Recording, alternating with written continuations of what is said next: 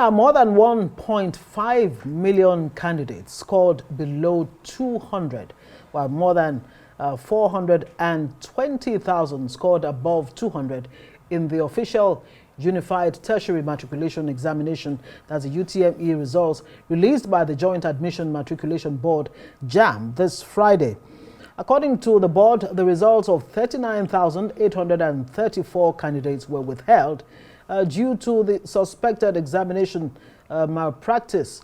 Now, JAMB says it is taking steps to address examination malpractice as 97 candidates were caught cheating, while 2,157 are currently under investigation. While the examination body says over 60 individuals implicated in misconduct will face prosecution. Less than 1% scored above 300, while 40,247 underage candidates participated. Now, with 467 scoring exceptionally well. In all, more than 70,000 candidates were absent during the examination. A total of 2,030,862 candidates registered for the 2025 UTME, which was conducted across 882 CBT centers, each of which was generally monitored by 10 invigilators of different categories. In all, over 10,000 officials were involved in conducting, monitoring, and managing the exercise. Without any equivocation, this year's exercise will be remembered as the most successful in recent times. Released results. Out of the total number of 2,030,862 candidates registered for 2025 UTME, 1,957,000 was successfully verified for the examination. 71,705 were absent, and a total of 2,157 candidates' fingerprints were rejected by the machines as invalid.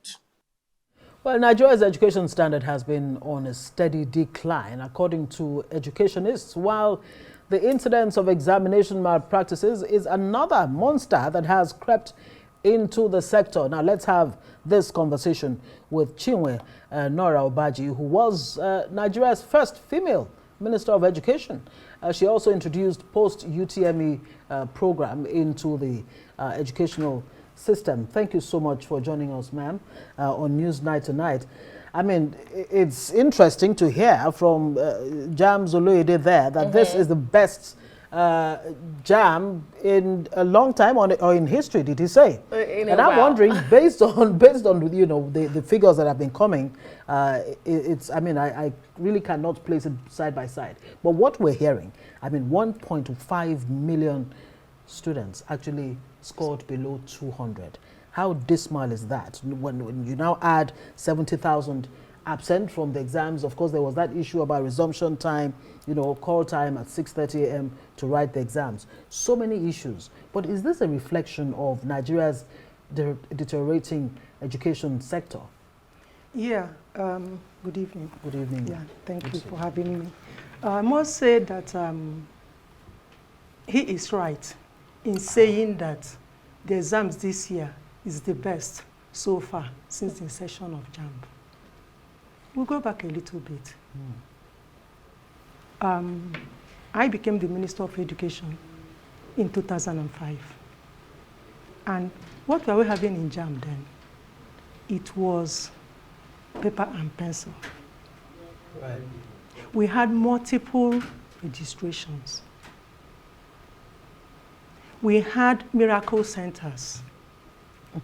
We had people writing exams for others, apart from people going to the miracle centers.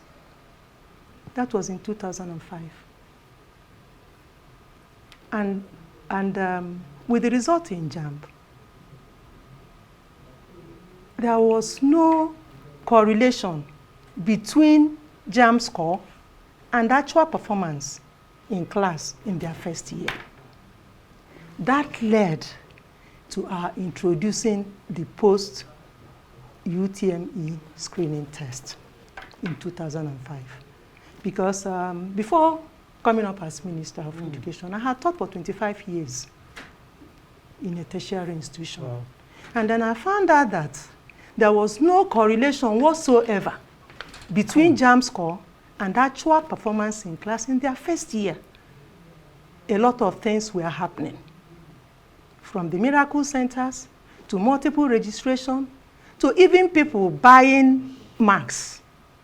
Wow. We had all kinds of lists, the Vice Chancellor's list, the presidency list, the minister's list, all those things were there. And at a time, if you needed any particular score, all you needed to do was to pay for that particular mark, and you get that score. And it's interesting that in 2005, when we conducted the first post-UTME screening test, you see, before then, by 2005, we had just 75 universities in the country, right, whether it was federal, private, or state-owned. 75. And what did we do? We went and determined the carrying capacity of those 75 universities and found out that we could admit just 148,000 students in those. That was the carrying capacity of those 75 universities. What I mean by that, if this is the only space you have in the school, how many students can you take? Yeah. Do you understand? And do you know, at the end of that exercise, with the millions of people that sat for JAMB, we could not find 148,000 students to admit in those 75 universities. What we got was just about 80% of 148,000. And that was what we admitted. And if you think that the post-UTME screening test was a difficult, exercise, it was not. You see somebody who wants to read political science in Nnamdi Azikiwe University, Awka. And then the Vice Chancellor will call me on the phone and say, Honorable Minister, we're in this class. Your students, we are in this class. These are people who want to read political science in Nnamdi Azikiwe University, Awka. And what was my question? What do you know about Nnamdi Azikiwe? Yes. And these are people who want to go to Nnamdi Azikiwe University, Awka. They can't spell Nnamdi Azikiwe. They don't know whether Nnamdi Azikiwe is a man or a woman.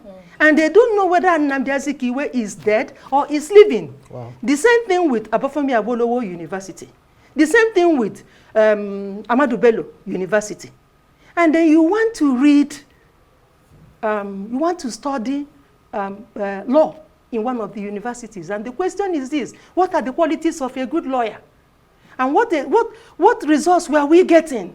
A good law must be in the speaking of good English. A good law must wear black suit. The scripts are there, they are there. That was why you see, and then in Nigeria, we now looked at it. What do we want? Are we looking for quality?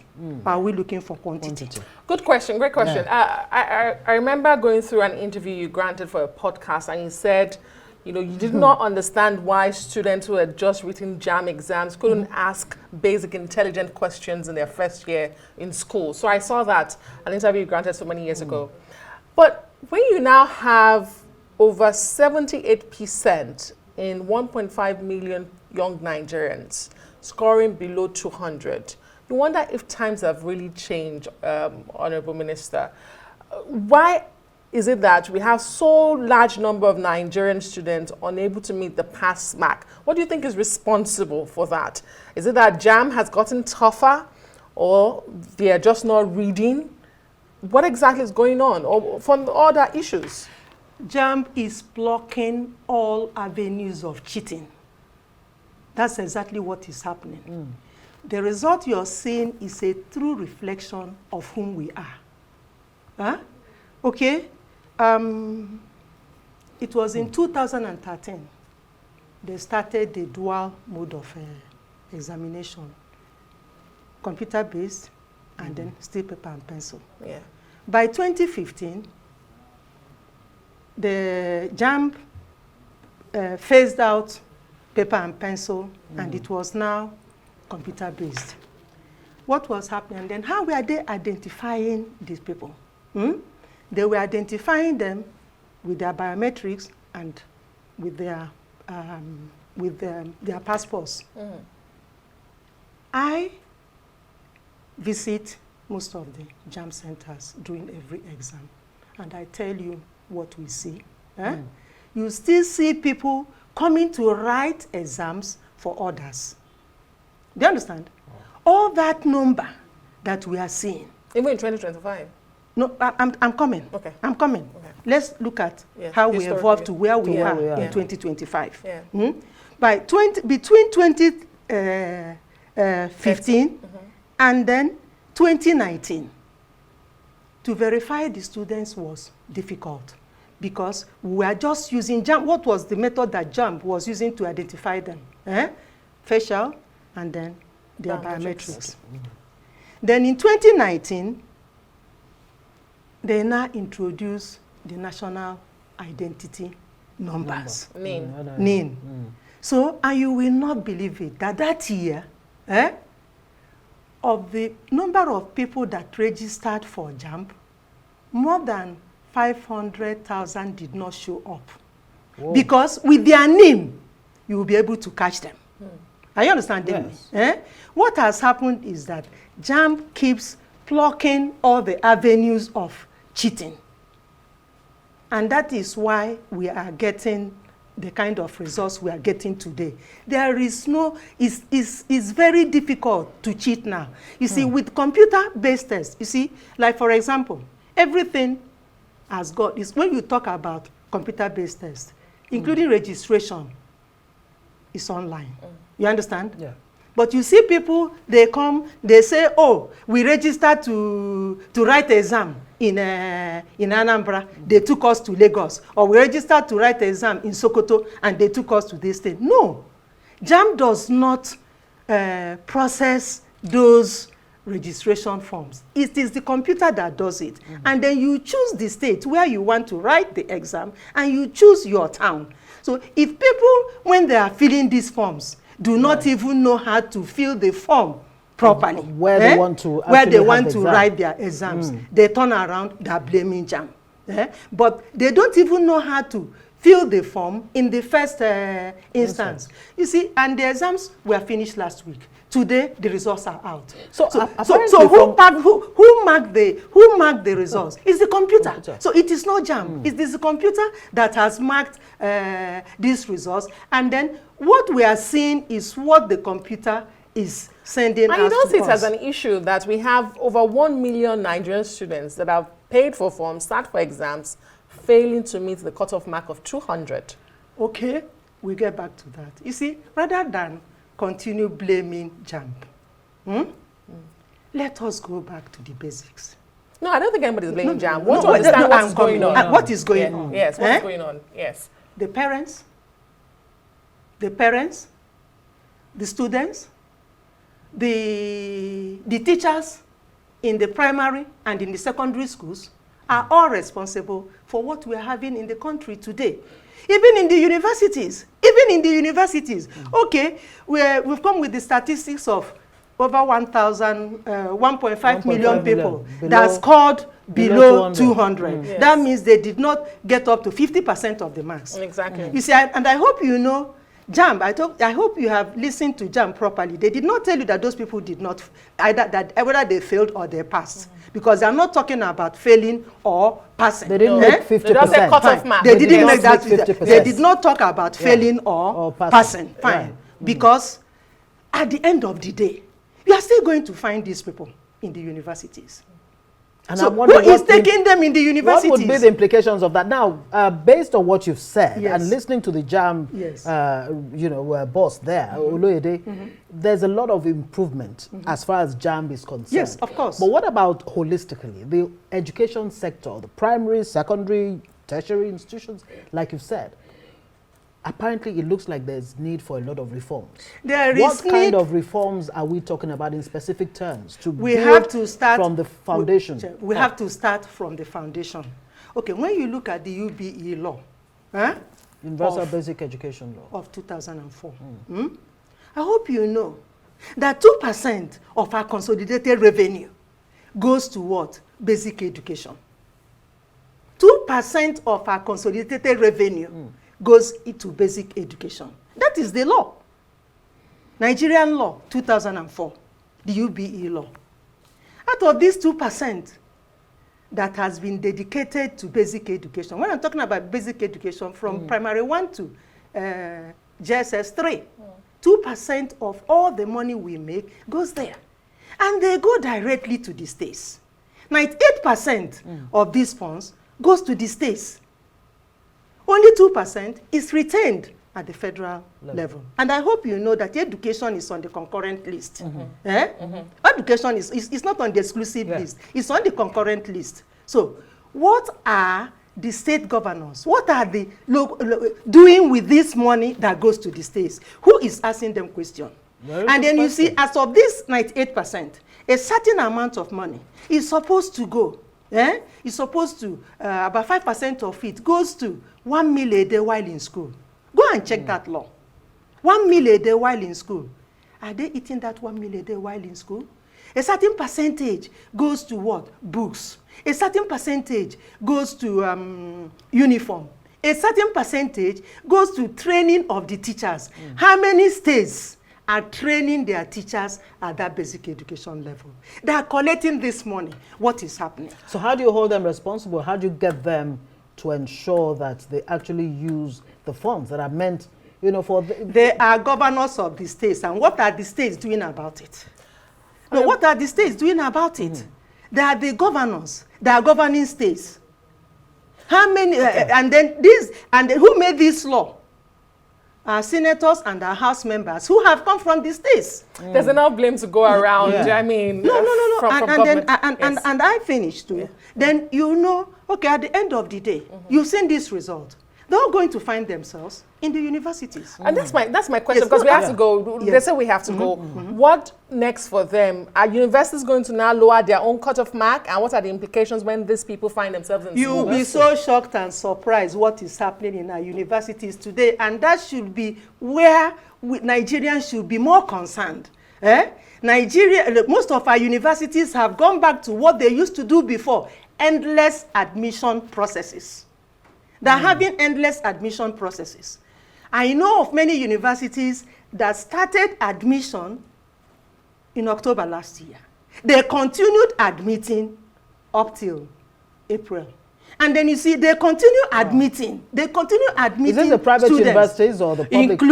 Including your public university, including your federal universities. And I will want you to go and find out what is happening in our universities. You see, fine. No, they continue admitting until matriculation time. That was exactly what they were doing before 2005 when I came in and I fought them. You see, when you admit people on the matriculation day, which is usually a Saturday, by Monday you are starting your first semester exam. What happens? Are you understanding? What happens? And we should be more worried with what is happening in our institutions of higher learning. We should be more worried with what is happening in our secondary schools. We should be more what is happening in our primary schools. But it's not enough for us to be worried. Apparently, we need to, act and do, put policies in place, and not just policies in place. You actually act on those policies. Okay, the policies. The problem. No, the policies you're talking about, fine. The federal government comes out with a lot of policies, isn't it? Fine. Like when you look at in our primary schools, do we have qualified teachers in our primary schools? That's the basic. Isn't that from where we start? It's a fundamental problem. So fine, 2005, 2006, I tried to introduce what we called the Federal Teachers Corps. What is the Federal Teachers Corps? You see, initially when NYSC started, our graduates of colleges of education, polytechnics and universities used to take part in the National Youth Service. As the population kept on increasing, they dropped people from the colleges of education. And then when people now finish at the colleges of education and they don't do youth service, their parents will start asking, oh, you didn't go for youth service. Are you sure you went to a tertiary institution? So we didn't have people registering in our colleges of education. What did we do in 2005, 2006? I tried to introduce the Federal Teachers Corps. What was it all about? Our graduates of colleges of education will now go to the primary schools and teach there for 2 years. They will get more money than what the NYSC people were doing. Did it last? It did not last after I left. Are you understanding me? But I thank God that the present Minister of Education now is also talking about Federal Teachers Corps, because unless we have teachers at that basic education level, whatever we are doing is rubbish. All right. It's been an absolute privilege to have you, the first female Minister of Education in Nigeria. Thank you so much, Professor Chinwe Obaji. Can I just ask you a yes or no question before I let you go? So for the 1.5 million students, as a parent, as a former lecturer, you still lecture, and as a former Minister of Education, should they just retake the exams? Will that solve the problem? Would that solve the problem? Yes? No? Does it solve the problem? Apparently it doesn't. Solve the problem. We'll have to live with that. Thank you so much. Thank you for your insight.